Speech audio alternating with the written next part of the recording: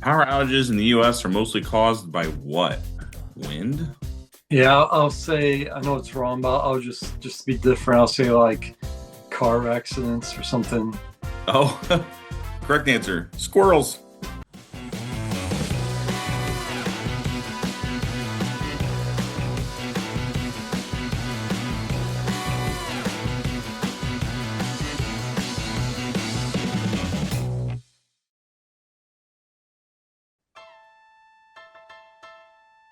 Okay.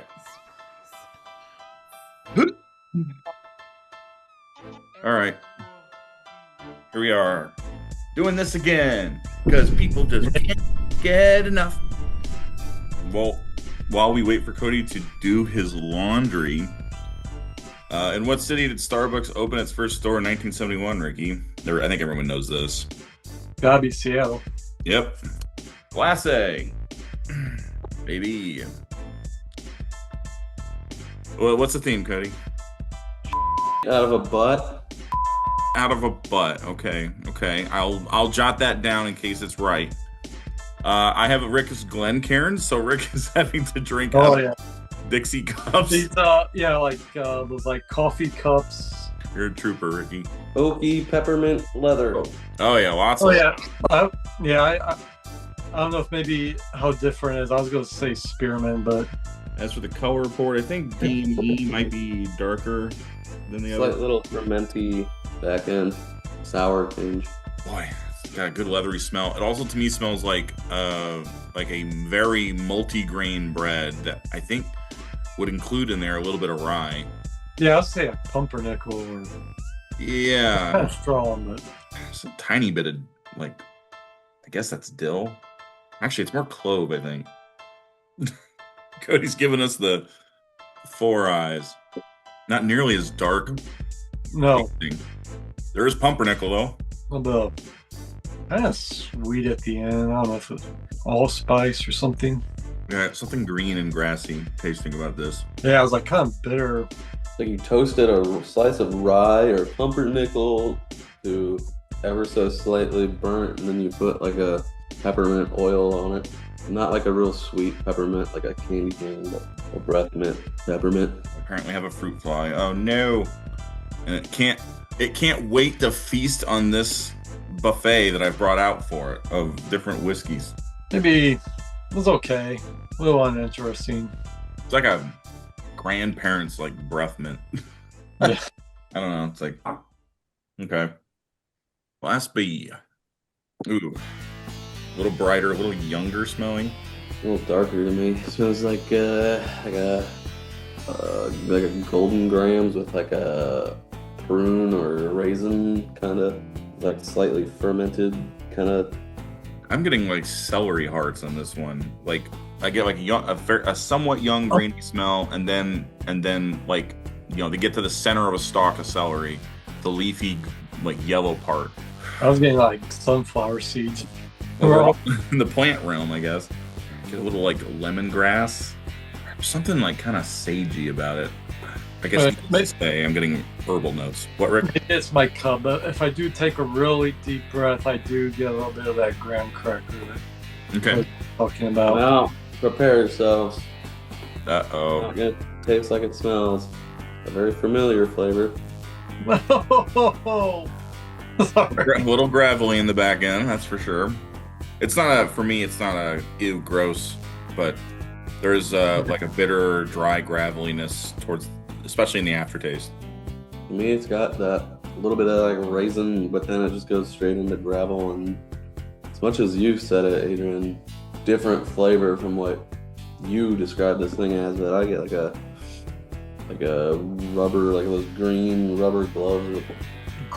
Lawn clippings that are been in a bag in the rain for a week. You haven't dealt with it. It's just gross. Like grass that's grown so long it has seeds off the top on the blade too. The saving grace for me is that I can taste the things you guys are talking about, but this is not nearly as potent as some of the ones we've had in the past that were somewhat subdued, but those notes are there. It kind of reminds me of, boy, this is This is about as big of an insult as I can throw at it, but it kind of reminds me a little bit of Balcones pot still. Mixed with Balcones Rye, I guess, which are two of like my least favorite whiskeys I've ever had. I do get a little bit of extra of barrel too to go with all that to help smooth it out a little bit. Well, obviously I don't like this one. It's just like something rotten with the gravel. It's like rotten dried fruits or something. Okay, 3. Okay. First smell wasn't that good, but it's okay. I don't know. I can't really pick out any discernible notes, like a slight peppermint honey, but not really. Yeah, I was gonna say I get like a bowl of honey nut Cheerios with no milk. Yeah, It smells good to me. Kind of deep, like thick vapor. A little bit of leather without quite so much aged, like leather that's not as aged as much. Fudginess to it, like it's something like juniper or something too. I said juniper. I think I'm gonna switch to more of a darker note, like blackberry or something. But I appear to be getting notes that you guys aren't getting, so I don't know. Okay, I'm gonna taste it now. Now, I wish I could get anything more than dry honey nut Cheerios with like a little bit of cinnamon sprinkled or something. Yeah, I don't get much. Taste to me is like kind of that KFC honey, fake honey mixed with like the cookie dough bites. You got like brownie bites. So it's like chocolate, but it's like a fake kind of Play-Doh-y chocolate mixed with that fake honey, which it's not that bad, but like a artificial. Yeah. Fudge, like not even fudge. Fudge is too dark. It's like a chocolate thing. This kind of tastes to me like to try to hone in on that fake chocolate, like it's kind of like the I forget what color the box, but the Teddy Grahams that were the chocolate bears, and then maybe put in a little bit of like that really crappy stale like cookie dough from like a Cookie Crisp cereal, which sounds a lot more like decadent and desserty than this tastes. At least to me, it was like the driest of the three of the ones we've had so far. Kind of dried my mouth out a little bit. Yeah, like a little bit like along like the lines of Cody, just like it's all artificial. I even got artificial sweetener in there, and I get like a weird. So I mean, it's not matching up with what I was describing as the smell. So it's definitely more down your alley. I would say that it has, because I don't taste the berry thing at all, and whatever the other thing. But there's a weird note, like especially towards the front. So you get the chocolatiness kind of in the middle, and then like you said, Rick, like the drying part of it, it's I mean, we've had way worse as far as drying. Oh, yeah. To me isn't that bad, but like it does kind of like vaporize, like you lit gasoline on fire and it just like it's like gone. So like there's a little bit of that dryness, but like I'm also getting like a weird like vegetal note that's like broccoli, but that'd be way too strong and like recognizable. So like more like cauliflower. 4 is harder to smell anything than 3. 4. Come here, you lovely bastard. You get like a little bit of that fake honey, maybe a little bit of like a crushed up like sweet tart Smarties kind of thing. What the hell?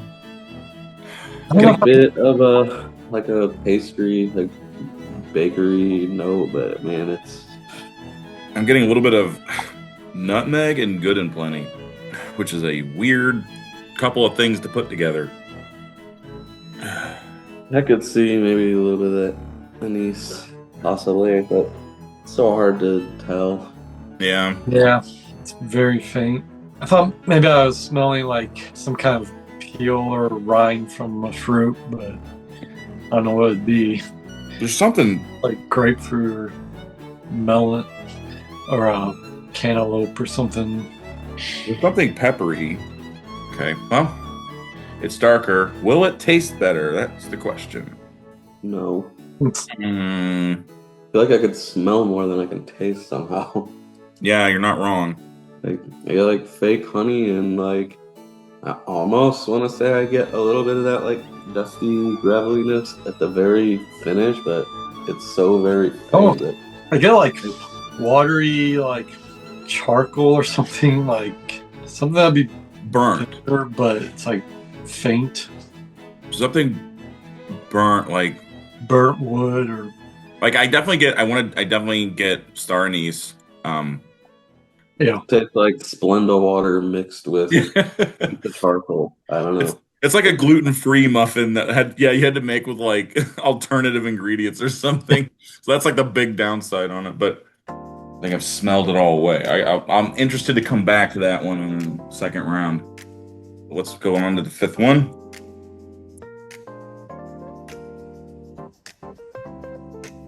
Three, two, one. What happens at 1? Or what happens at 0? You have to describe what it smells like. Oh, are you expecting a certain note from me? Because, of course, my first whiff, fruit snack. There it is. Wait, did you smell it too, though? Something that you would say was fruit snack, maybe, but You got me so excited, Cody. For once, I didn't feel alone. I guess I should be thankful that you smelled rubber gloves for once. This seriously smells. Oh, God damn it! This smells like a fruit, like a grapefruit snack. That's the first like 50-60%. Then kind of nothing really. I'm gonna say rocks with grape gummy and grape vitamin gummy. grape vitamin gummy. Grape vitamin gummy. I could see that. I'd say maybe a little bit of like light, heavy, like sweet tobacco. Pretty light though. Yeah, you really gotta get your nose in there and take a big whiff to get it. Huh. Smells pretty good. It's just kind of one note. I think the theme of this set is disappointment. Maybe. One of these normally is like a $300 bottle. I hope the bottle was dented when you bought it. It was an opened bottle when I bought it to get a major discount on it. Smells much better than it tastes. What, Rick? Watered down, peppery fruit snack or something. I don't know. You forgot to put sugar in, and then also a youth note on the end. Yeah, definitely youth. I'm not really getting youth specifically. To me, it still definitely has a bit of that fruit snack, like the generic part of every fruit snack that tastes like whatever like they all share is like kind of what I'm tasting. Little tobacco. I get peppery fruit snack, I guess, and then like a polished oak with a bit of like butterscotch slightly, but then that youth note. It still might win. It takes a big. Yeah, it's not like, certainly not one of the worst at all, but No. It's there to me. Yeah, I'm not getting what I mean when I say youthy. I'm not really getting on this one.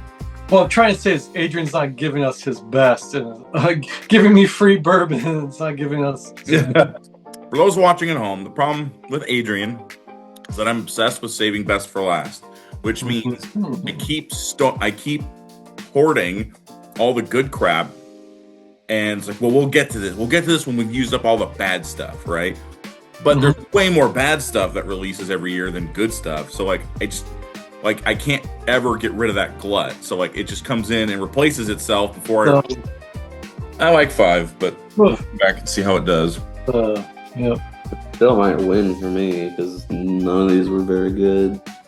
What country is known as the land of white elephant? Africa. Well, okay, so this could, they're either referring to white African elephants, which country in Africa is going to have the most of those, I don't know. Or it could refer to the white elephant exchange, which I think was like, what nation was it where that came from? Like China or something? Thailand. I'll say India. I'll say Algeria. Oh, hey, guess what, Cody? Thailand. What made you guess Thailand?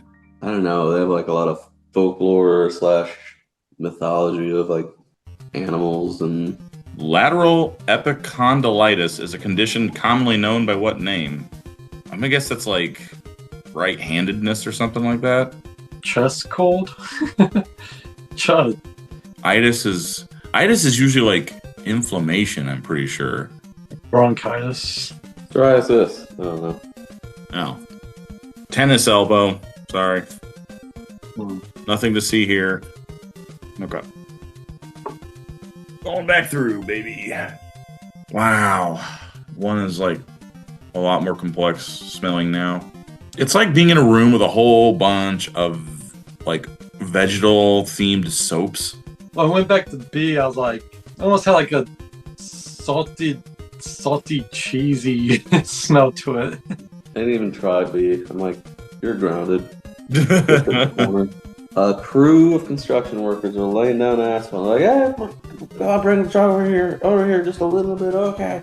And then a guy mowing the lawn who didn't give a ran over like a plum bush and grass. He was just like, and then it just got stuck in the asphalt, and they just left it there for like 2 weeks. Did C and was like huge improvement.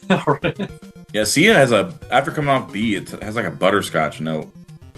Ooh, D is like smell wise is like a lot better. I feel like D is getting more complex as I drink it. Butter, a little bit of tobacco. A to me has like a lot of stuff a rye lover would enjoy. Like I would say A is like well made. It's just like perhaps not to our group's collective palate. I don't know, Adrian. Why don't you just wait for our rankings and then you'll... Yeah, cocksucker. Wow. C and D are so similar. Okay, I'm ready. Oh, look at this guy, Ricky. Actually, I'm ready too, Cody. Oh, Jesus. I'm sure you guys aren't going to like this, but my order is 1 was my favorite, then 5, 4, 3, 2. I'm on my horse. Yeah! Yeah, it's Rowdy Reach and the Rascals. So mine bottom to top for me, but my worst was 2, B. Okay. And then Okay. E5 was my... All right. And then I had A in the middle.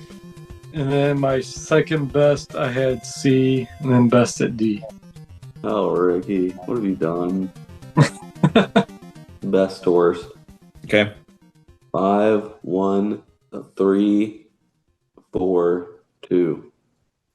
All right. So 2 is 1 and 5 were really close. I just 1 was really rye vegetable forward. 5 had the youth note at the end that really kind of it for me, but the flavors that were there were more dark and bourbony than 1, which was a little more rye. So 3 was like fake honey, and 2 and 4 was like sort of a similar taste, but without the fakeness, as much fakeness. I didn't even try 2 again. 1 or A was going to be my number 1, but like going through them again, it just didn't impress me as much first time around. I don't know, 5 for me, it's like that ending was just so bad for me. Like, you gotta stick to land. I don't care how good you are at first or middle. Like, if you go up at the end, then it's just, you might as well throw it all away. Yeah, one to me was the most complex. You gotta like rye to like it, but I have a little bit more affinity for rye, which probably helped boost it. I had a problem with artificiality on all of 3, 4, and 5. It's actually kind of rare that I set the order, but I did today. All right, let's open it up here. I'm just happy 1 and 5 got first 2 places. Riff didn't us. These were all ryes. These are ryes between, I think 1 goes as low as, I want to say 86, and the highest is 100. So these are just like kind of lower proof ryes that like I've been like needing to use up. You know what 3 reminds me of is sort of that like crystallized fake honey flavor. Kind of reminds me of malted ryes. It was Riff. Yeah, like the malted. We did like 4 of them. Oh. Yeah, I understand what you mean with the crystallization thing.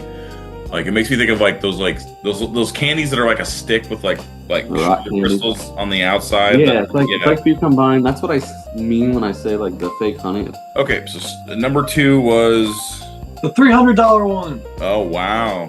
Cody called it right. This is we put water in a balloon and put it outside in the 90-degree weather, and then we put it back into the bottle. This is one, Cody, that you have wanted to try, which I don't get to say often about ryes. Number 2 is malted rye. It's Walleye Run, 7-year. This is the New Holland. 2 times now, New Holland has kind of let us down. Malted rye, aged 7 years. It's 92 proof.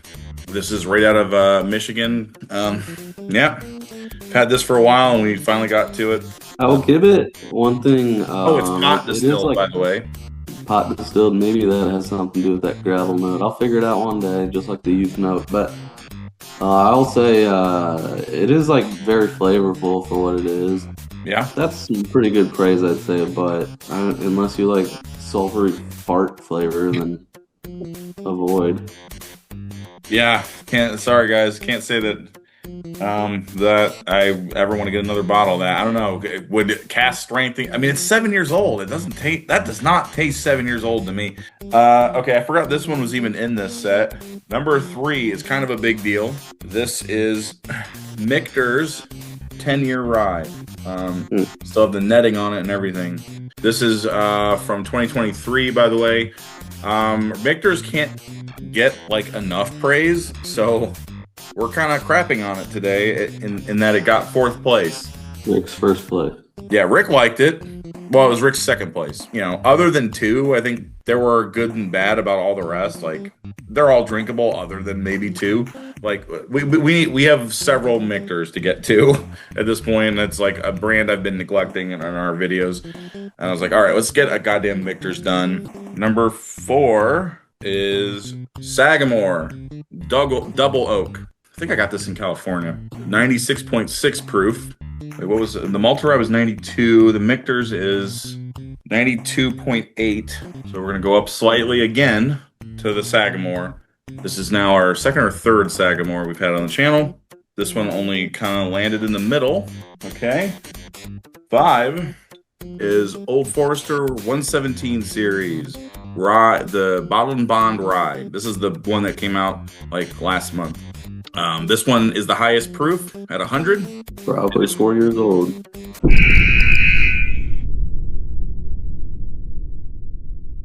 And this one I got while I was on the trip to Kentucky. So it was just sitting around in stores. Not one of the more like super exciting 117 releases.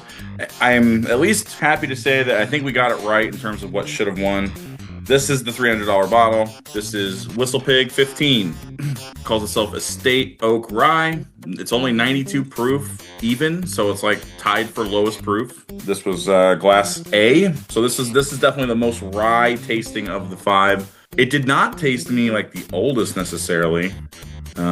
Finished in Vermont Estate Oak, so they have a Vermont farm and it's finished in their own oak barrels, I guess. It's probably Canadian whiskey, Canadian rye if I had to guess, but yeah, made in Canada, bottled in Vermont. But yeah, I bought this one like for a major discount and it squeaked out a win today. Well, I mean, honestly, I mean, Sagamore and Michter have such a good reputation. We know a few whiskey reviewers who really like the Walleye. All of these are honestly pretty celebrated. Right now I'm comparing the new Riff Malted versus the Walleye Run. Oh, it's not even close. Oh, it's not even close, dude. My memory of the malted rye, and I think this drink is confirming it, is like it's very muted. The new Riff one, like it's fairly sweet. Like what's there is good. It's just like it's not strong, and so like, but it doesn't have any of that gravelly note at all, and like it's clean. This is the malted rye. The new Riff tastes like glass number 3. Not really. The new Riff is like sweeter, maybe earthier. The third one today is like, to me, it's like peppery, like, you know, right back to back. It's like peppery. There's a tiny bit of the gravelly note. I get a little bit more oak on 3, to be fair, which I would hope. New Riff's only 6 years old. The new Riff is younger than anything we just tried. This is saying I think it was saying it's barreled in 2015, the Bottled and Bond Rye. So it could be like 8 years old, but I agree. I don't know why they wouldn't just say 8-year-old bottled and bond. But okay. 10 minutes till. I'm gonna let you guys out early today for once. All right. Drink them up, boy. Drink them up.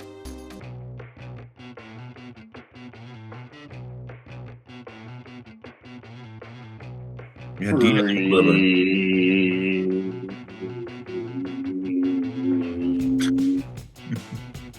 yes. Back when cafe meant something, we go in and talk to people. Yeah. Not this corporate bullshit it became. Going in and getting your drink and leaving. What is the approximate pH level of water? I don't remember. Like 3. I'm gonna say it's like -1.